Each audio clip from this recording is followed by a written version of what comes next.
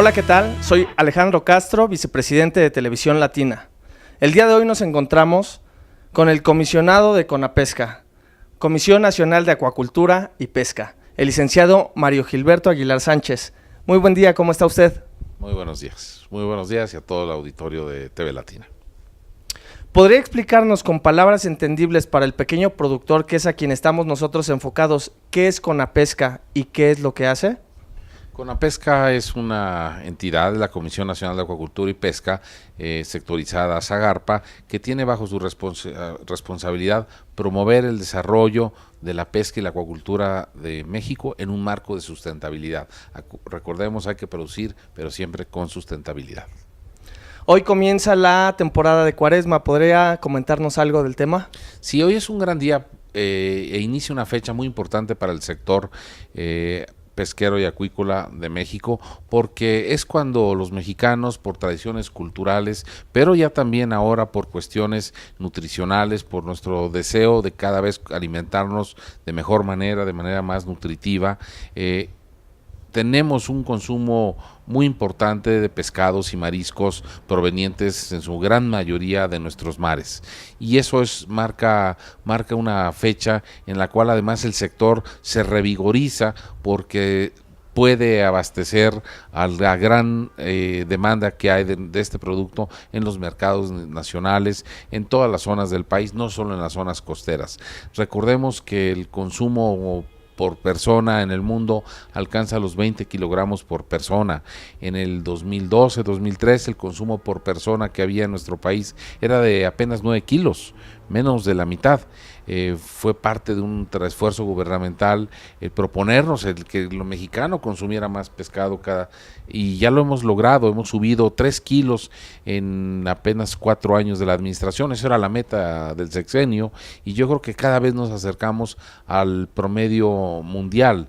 En América Latina somos de los principales consumidores de pescados y mariscos, y yo creo que esto es un gran acierto de los mexicanos. Además, si me permiten comentarlo, no solamente por una cuestión cultural, la Semana Santa, la Cuaresma, por una cuestión de importancia gastronómica. ¿Quién va a decir que no es extraordinario cocinar pescado y comerlo? Sino también por una cuestión de salud. La Organización Mundial de la Salud, esta entidad que depende de Naciones Unidas, ha dicho que en la medida en que las personas consuman más pescado, la salud se fortalece de manera muy importante. Y permítame señalar 2 casos muy específicos que ha identificado la Organización Mundial de la Salud, y uno tiene que ver con los niños y con las mujeres embarazadas, y esa dice que en la medida en que las mujeres embarazadas, primero los infantes en sus primeros meses de edad, consuman más pescado, logran que el desarrollo neurocerebral de los niños, de los bebés, se acelere hasta en un 7%. Eso es fantástico, que los bebés puedan mejorar su desarrollo, en este caso neurocerebral, por comer pescado. Es extraordinario y además es algo natural. El segundo gran beneficio de comer pescado nos lo marca también la Organización Mundial de la Salud, y lo referencia a los adultos, y dice que en la medida en que los adultos mejoren y aumenten su ingesta de pescados, se reduce de manera paralela el riesgo a las afectaciones al miocardio, es decir, a las coronarias, es decir, el corazón. Si se reduce el riesgo a un problema cardíaco por comer pescado, pues eso es un éxito extraordinario y una pauta que debemos de seguir en nuestra nutrición. Por eso también hay este otro elemento y beneficio extraordinario de comer pescado. Sabemos que su participación en el conflicto del embargo atunero con Estados Unidos fue importante y que influyó en un resultado favorable para México. ¿Podría platicarnos de ello? Sí, ya pasando a un tema específico y además histórico, yo diría, no solo para México, sino para la historia de la pesca contemporánea del mundo. Efectivamente hubo un incidente muy conocido. De hecho, yo creo que si pudiéramos identificar en un solo caso lo que inició el debate de la globalización hace ya varios años, pues yo diría que esa singularización recaería en el caso del tema atún. Y bueno, como ustedes saben, Estados Unidos impuso unas medidas, embargo a México, por una mortandad que había de delfines en pesquería del atún. Cierto o no cierto, el caso es que sí había una situación en la cual los delfines se veían afectados en la pesca del atún, pero no nada más por la flota mexicana. Yo diría que incluso la flota mexicana era un participante menor, eran otras flotas de otros países, incluyendo del norte de México, y ahí esas flotas pues sí tenían una captura incidental absurda, innecesaria, de delfines. Cuando México empieza a engrandecer su flota, pues de manera paralela empieza a mejorar sus operaciones pesqueras con otros países, también hay que mencionarlo, al punto que llegamos a mejorar la pesquería de manera extraordinaria. Hoy por hoy la pesca de atún que realiza México y que regula la Comisión Interamericana del Atún Tropical es una de las más sustentables. ¿Y qué quiero decir por sustentables? Porque solamente pesca atún adulto maduro que ya se reprodujo y reduce al mínimo las capturas incidentales, que es el problema de muchas pesquerías en otros lugares del mundo, incluso en México, en algunas otras zonas, pero la pesquería de túnidos de México es altamente selectiva, es decir, va solamente por el pescado, por el pez que ya es adulto, que ya se reprodujo, y evita capturar otras especies no objetivo de manera muy importante. Y bueno, pues con todo ese paquete, con todas esas medidas que se adoptaron, el caso fue evaluado primero en una gran cooperación y estrecha cooperación con Estados Unidos. Finalmente ellos nunca pudieron resolver un problema político legislativo de modificar sus leyes como lo habían ofrecido a México. El caso llegó a la Organización Mundial de Comercio, quien finalmente dictaminó que había una discriminación, pero lo más importante de ese fallo no es haber encontrado que había discriminación, sino las razones por las cuales llegaron a esa conclusión, y es porque se reconoció que el método de pesca de México era altamente selectivo, muy respetuoso del ecosistema marino y de otras especies, y por ello no tenía razón de ser discriminado y ser impedido en su acceso al mercado americano. Y por eso es muy importante. Decían, pues yo agradezco si pudimos participar con muchos otros compañeros de la dependencia y de otras dependencias, pero el gran éxito para haber logrado ese resultado fue de los pescadores, fue de los capitanes, de los buzos, de todas las tripulaciones de los barcos atuneros que día a día trabajan en el mar en condiciones a veces pues complicadas. El mar no tiene palabra a veces, y sin embargo se esmeran por tener una pesca selectiva, responsable, cuidando a los delfines a grados en los que hay buzos que los van a rescatar cuando no llegan a salir con rapidez de la red, y por eso es que tuvimos ese reconocimiento de la OMC, que también y previamente nos lo dio la FAO. La FAO dijo que la pesca que realiza México con túnidos era altamente selectiva, y le dio la máxima presea que da la FAO, que es la medalla Margarita Lizárraga, que se la da a la pesca más responsable que cada año evalúan ellos. Pero en resumen, es una pesca de túnidos, es muy selectiva, ambientalmente muy amigable, y es un ejemplo de cómo se pueden hacer las cosas para aprovechar un alimento extraordinario, pero respetando al ecosistema marino, y es un gran acierto y éxito de los pescadores mexicanos. Y para resumir el tema del embargo atunero, que es un tema que todos los mexicanos conocemos, yo diría que lo más relevante es que es claro que ganó México, ganaron los pescadores, ganaron todas las familias y la gente que se esmera en proteger al ecosistema, a los delfines y desde luego a las poblaciones de atún.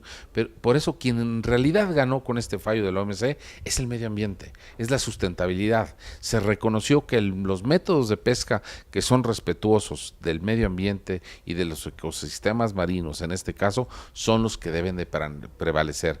Por eso, cuando México ganó en la Organización Mundial de Comercio esta disputa comercial, quien en realidad ganó es el medio ambiente y, diría yo, los delfines. Y desde luego los consumidores mexicanos, que tienen la garantía de comer un pescado, en este caso atún, altamente sustentable y respetuoso del ecosistema marino y de todas las especies importantes que en él habitan, además de los delfines, tiburones, rayas y múltiples otras especies. Sabemos que es usted un experto en regulación nacional e internacional. del sector pesquero. ¿Podría comentarnos un poco de la importancia de la regulación en este sector? Las regulaciones tienen una gran importancia, pero su propósito siempre es poder compatibilizar un alto grado de productividad con la responsabilidad y sustentabilidad del medio ambiente en que se desarrollan. Si es acuacultura, tenemos que tener normativas que mejoren la sanidad, que la aseguren, que también respeten las tierras y las aguas donde se realizan, y en el mar es lo mismo o más. Tenemos que tener normas que permitan tener una alta productividad, pero también que permitan respetar a los ecosistemas marinos. Ya lo comentábamos, la selectividad en los métodos y artes de pesca es vital, es el futuro de la pesca. También tenemos que tener una normatividad que nos permita también vigilar, hacer que las normas se cumplan, que no haya pesca ilegal. El combate al furtivismo pesquero es el principal problema de la pesca a nivel mundial, diría yo, y yo creo que el esfuerzo que hace México en conjunto, no solamente con la pesca, sino con la Secretaría de Marina, es fundamental. Desde luego que hay retos, yo diría que ese es uno de los principales retos, pero yo creo que con el apoyo y la organización que tenemos con otras entidades como la CEMAR, los gobiernos de los estados también, podemos lograr y seguir avanzando en este tema, en el cual además hay que involucrar a los pescadores. Nosotros no podemos vigilar 11.500 kilómetros de litorales más aguas interiores si no tenemos la coadyuvancia de los pescadores, y yo quiero decirles que la enorme mayoría de los pescadores son los primeros interesados y participantes en mejorar y en promover la legalidad en la pesca. Eso es fundamental, y es el sentido de la normatividad. Hay cuestiones técnicas muy importantes también, y quisiera mencionar una de ellas. Toda la regulación, todas las medidas de conservación tienen que tener una base y fundamento científico. Si nosotros adoptamos una veda, es decir, un periodo en el cual no se debe de pescar para que se reproduzca y hay un espacio de reproducción de las especies, pues tiene que tener una evaluación científica. Si hay una talla mínima que no se puede pescar, también los científicos nos tienen que decir. Y en pocas palabras, en la medida en que una medida de conservación, llamémosle veda o talla mínima, tenga un basamento científico, en esa medida la regulación va a ser efectiva, va a ser eficiente. Una regulación que no tiene basamento científico carece de fuerza y efectividad.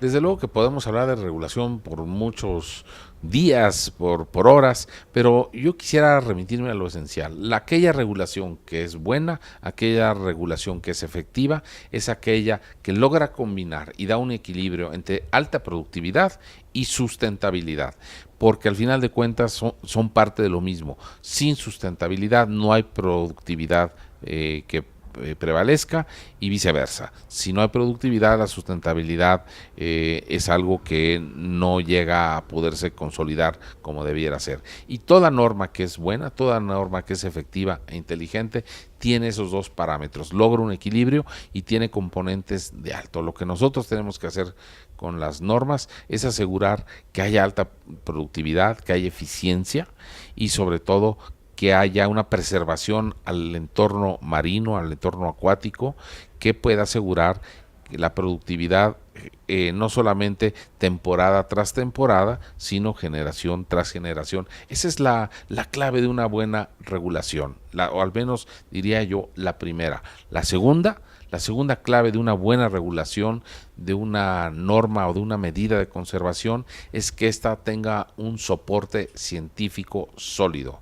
Todas las medidas de conservación, cómo establecer vedas, cómo establecer tallas mínimas de captura, cómo establecer artes de pesca que sean respetuosas del medio ambiente, es decir, selectivas, que nada más capturen la especie objetivo y omitan o reduzcan las capturas de especies no deseadas, tiene que tener un sólido sustento científico. Por ello, las grandes regulaciones, las que han dado mejores resultados, son aquellas que se basan en recomendaciones científicas de entidades, de organismos especializados que permiten que los tomadores de decisiones, que suelen ser entidades separadas, eso es lo correcto, adherirse a esas recomendaciones científicas. En nuestro caso, tenemos el Instituto Nacional de la Pesca, INAPESCA, que nos hace recomendaciones respecto a cuándo, cómo y en qué manera podemos capturar las múltiples especies que habitan nuestros mares y aguas interiores, cuándo podemos pescar camarón, qué tallas son las mínimas, cuándo podemos capturar tiburón, cuándo no, dónde no, qué tallas no, qué especies no, y así con todas las especies. En la medida en que nosotros como autoridad nos acerquemos a estas recomendaciones, tomando medidas de conservación, las pesquerías van a tener éxito. Desde luego que también el ordenamiento moderno, es decir, las medidas de conservación, tienen, además de que tener una solidez científica, tener consideraciones sociales, socioeconómicas. La moderna ordenación que realizan los países más aventajados en la pesca y acuacultura consideran ese elemento también, el impacto socioeconómico. Pero el que es fundamental y definitivo es la solidez científica. Los científicos deben recomendarle a las autoridades, a los tomadores de decisión, cómo deben ser las capturas que realizan las flotas pequeñas, medianas y grandes en nuestros mares, en nuestros litorales. Y yo creo que eso, para no entrar en muchos tecnicismos, es la clave de una buena normatividad. Productividad, sustentabilidad y sustento científico. Son los tres puntos medulares de una buena regulación. Comisionado, el sector pesquero nunca le ha fallado al país. Cada que se le asignan más recursos, tiene un crecimiento admirable. ¿A qué cree que se deba esto? Bueno, en una palabra yo te diría a los pescadores, a los acuacultores, y desde luego que podemos elaborar más en ello, pero es un hecho reconocido por los números, y números no de CONAPESCA, que la mejor inversión que se puede hacer en el sector primario, una de las mejores, es en la pesca y la acuacultura. Yo quiero recordar un dato que la FAO dijo en el 2012, y es que en el próximo decenio, así lo decían en el 12, el crecimiento que va a tener la provisión de proteína de aves de corral, porcina y bovina va a ser superada por el crecimiento y por el abasto de la proteína proveniente de la pesca y la acuacultura. Es decir, va a haber más carne de pescado que la de las otras especies que ya mencioné, y eso es fundamental. ¿Qué significa? Que tenemos que apostarle a la pesca y a la acuacultura sobre todo. Y por eso nuestros litorales, nuestras zonas geográficas del país, en una gran mayoría, son aptas para la pesca y para la acuacultura. Tenemos experiencia, hay gente muy talentosa que han tenido el ingenio, la capacidad técnica y desde luego la entrega y compromiso de hacer rentables sus actividades, y no me refiero nada más a las producciones de mayor escala, sino también a las de mediana y pequeña escala. Nosotros, quiero decirlo, tenemos un presupuesto que, con las limitaciones que tienen los presupuestos federales, ha logrado cifras muy importantes. Hace algunos años, 4, el producto de la pesca eran 20,000 millones de pesos, quizá un poco menos. Hoy, el año pasado, el producto, las ventas, el valor de la pesca y la acuacultura rebasó los 31,000 millones de pesos, que aunque es una cifra que todavía no se compara con otros giros económicos del país, ha tenido un crecimiento altísimo, vertiginoso. El crecimiento del PIB pesquero promediado ha superado el 15%, eso es altísimo, y eso se debe a la buena administración que hay, desde luego, de los recursos federales, que además es nuestra obligación ser muy cuidadosos, pero sobre todo a la idoneidad y al buen tino de los productores.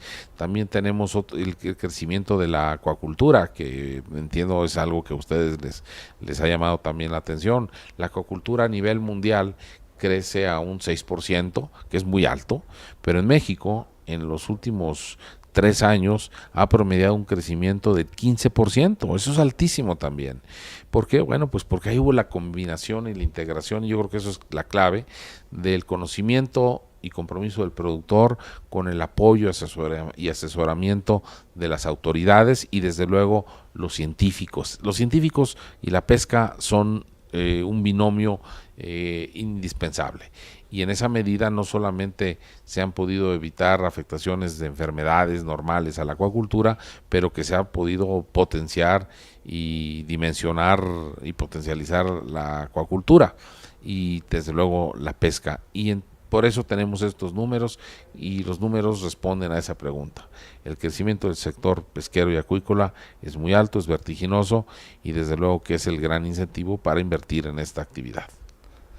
Ahora entramos en la etapa de darle el valor agregado al producto. ¿Qué se está haciendo en este tema? A ver, esta es otra pregunta fundamental. Si nosotros vemos el comportamiento del sector pesca y acuacultura a nivel mundial, nos vamos a encontrar con que la mayoría de las pescas de captura, es decir, lo que sacamos del mar, se han estabilizado. Algunas ya van más allá de lo que sería el rendimiento máximo sustentable, que es lo que llaman los científicos, y otras todavía tienen un espacio de crecimiento, pero no son muchas. Bueno, nuestro país está en la misma tesitura. Esto ocurre a nivel mundial. Entonces, donde vamos a obtener los grandes volúmenes de producción que el país requiere, van a ser en las actividades acuícolas. La acuacultura, digamos, que es lo que nos va a dar los grandes volúmenes que el incremento al consumo requiere, y la pesca de captura es lo que le va a dar la estabilidad al sector. Yo diría, hablando coloquialmente, que la pesca de captura, es decir, lo que sacamos del mar o de las aguas, es la columna vertebral del sector, pero la acuacultura es la musculatura. Y en ese sentido, y hablando como por parte de la formación de políticas públicas, lo que tenemos que hacer y que estamos haciendo y que nos ha dado grandes resultados, no a nosotros como gobierno nada más, sino sobre todo al productor, que es el que nos preocupa y ocupa, es que a lo que es pesca de captura, más que volumen, le tenemos que dar valor. ¿Qué quiero decir? Que al pescador, al final de cuentas, lo que le interesa es el valor de su trabajo, el valor de su producción, no el volumen. Por eso tenemos que invertir cada vez más en procurarle sistemas que le den mayor valor agregado a la producción de pesca de captura. ¿Qué quiero decir con eso? De entrada, un mejor manejo del producto desde el momento en que se captura, probablemente incluso desde antes, que se saque el producto y que no se lastime, que no se transforme de una manera que el consumidor no lo quiere. A bordo de la embarcación mantenerlo en frío, con serpentinas de frío, con hieleras, y que cuando llegue a los muelles, a los puertos o puntos de desembarco, se traslade a almacenes con frigoríficos y que haya un buen manejo, desde luego un manejo sanitario impecable en las embarcaciones mayores, y un manejo en cualquier tipo de embarcación que sanitariamente sea inocuo para evitar contaminación o problemas de esa naturaleza para el producto. Después, en los traslados a los centros de comercialización y eventualmente del consumo, hay que cuidar al producto. Todo eso es valor agregado. Pero valor agregado también es la presentación. También sé que una de las inquietudes que hay es, bueno, ¿por cómo mejoramos o incentivamos más a que se compre pescado? Bueno, hay que facilitar también las presentaciones de este producto. No es lo mismo comprar un filete ya bien presentado, porcionalizado para una persona o una familia, que comprar un pescado entero, que hay que quitarle la piel, las espinas, etcétera. Eso es también valor agregado. Y en la medida en que acercamos esas nuevas presentaciones al consumidor, pues el valor de esa producción se incrementa, y con el mismo volumen. Tenemos el mismo volumen, pero un mayor valor, y eso al pescador le sirve, y le sirve mucho. Eso es valor agregado, y por eso un porcentaje cada vez mayor del presupuesto de la CONAPESCA va a valor agregado. Insisto, queremos valor, no tanto volumen, sobre todo en la pesca de captura. Y esa es la importancia del valor agregado. Qué bueno que lo identifican, porque esa es además una herramienta de sustentabilidad. Habrá quien diga, bueno, ¿a qué le sirve a la sustentabilidad que se porcionalice el pescado o que se maneje bien? Bueno, pues porque vamos por valor y dejamos al recurso de presionar de una manera incremental que no le ayuda a su reproducción. Nosotros trabajamos para mantener informado al pequeño productor. ¿Cree que podamos seguir trabajando en conjunto? No, desde luego, yo quiero aprovechar este medio para que nosotros podamos comunicarnos con el productor en varios temas que para él son interesantísimos. Primero, recordar que hay programas que tenemos para fomentar la sustentabilidad, como este de valor agregado que ya mencioné, que están al alcance de muchos de ellos. Eso es muy importante. 2, capacitaciones. Recordemos que hay capacitaciones para los pescadores en varias partes de lo que es la cadena productiva, manejo de producto, seguridad de vida en el mar, que es fundamental, también mejoras de comercialización, reducir el intermediarismo, hacerlo más equitativo, y desde luego el fomento al consumo. Son programas que tenemos disponibles, que realizamos de la mano con los productores, y desde luego que este medio como el de ustedes nos va a servir mucho para acercarnos al productor. Yo he dado la indicación de que todos los que trabajamos en la Conapesca nos acerquemos al productor, al pescador, al acuacultor, y que no solamente hablemos de los programas que tenemos, sino de manera muy importante apoyarlos y orientarlos en cómo vender y vender mejor, y sobre todo siempre en un marco de sustentabilidad. Siempre hay que hablar de sustentabilidad en todas las actividades humanas, pero si en una es doblemente cierto, es en la pesca. ¿Algo más que le gustaría añadir a esta entrevista? Sí, reconocer la importancia del sector pesquero y acuícola. Coloquialmente yo siempre digo que es el secreto mejor guardado de la actividad económica de nuestro país. A veces no hablamos mucho de la pesca, a veces todos hemos visto una lata de atún, pero poco sabemos el esfuerzo que hay detrás de una lata de atún para producirlo, cuántas gentes se involucraron, los pescadores cómo se comprometieron a pescarlo, a capturarlo de una manera sustentable, pero también cuidando la vida de ellos mismos, cuántas cientos de miles de mujeres que son unas verdaderas artesanas, limpian y procesan una lata de atún, los 2 meses que pasan en el mar los pescadores en una embarcación. Bueno, todo eso es importante conocerlo, porque al final de cuentas el éxito del sector es que nos lleva a nuestras mesas una de las proteínas más importantes y accesibles, que eso hay que recordarlo también, para el consumidor mexicano. Yo creo que tenemos que reconocer eso, saber la importancia del sector y desde luego consumir cada vez más pescado. Recordemos, consumir pescado es sinónimo de nutrición y de salud. Yo creo que lo moderno hoy es comer bien, no solamente alimentarnos, sino alimentarnos bien, y yo creo que no hay otro alimento más favorecedor para la salud, además de para nuestros paladares, que el pescado, que en México tenemos la fortuna de tener a nuestra disposición en más de 200 especies. Exploremos otras especies, atrevámonos a conocer, a reconocer el atún en otras presentaciones, en otras maneras de prepararlo, pero también todas otras especies. Más allá del guachinango o la mojarra que tanto conocemos, hay más de 200 distribuidas en todo el año, en toda nuestra región, al alcance de los consumidores mexicanos. Yo los invito a que conozcan, incluso los que tengan al alcance los medios digitales, visiten nuestra página, conozcan nuestros recetarios, las ideas de asesoría para cómo consumir y comprar pescado más barato y en buenas condiciones, y lo más importante, todos a comer pescado. Los paladares y la nutrición de todos nosotros y sus familias se los van a agradecer.